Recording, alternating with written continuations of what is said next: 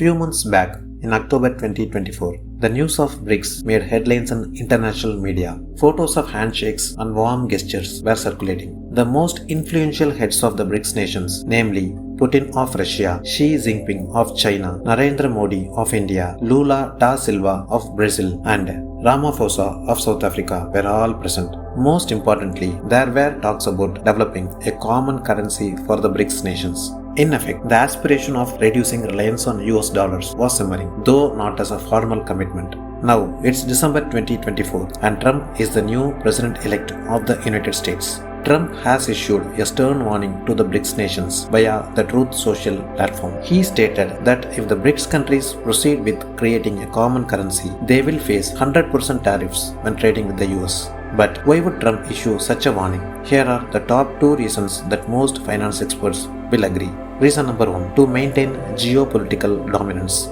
Most international trade is conducted in US dollars. When two nations agree to trade using dollars, they trust the stability of the US dollar and US government even more than each other, and dollar-based trade gives significant leverage to the US. When a nation works against the interests of the US, there are various means to check and control, like sanctions. Also, the power of the dollar allows the US to influence global economic policies on international trade. Reason number 2, to keep borrowing cost low for the US. Over 54% of the world's reserve currency is US dollars. Countries do not always hold everything in cash, but rather buy US treasury bonds using dollars so that they can earn interest. When several countries compete to buy bonds, bond prices rise, reducing the yield. Yield is nothing but the interest that the US has to pay back as a price to the bond buying countries.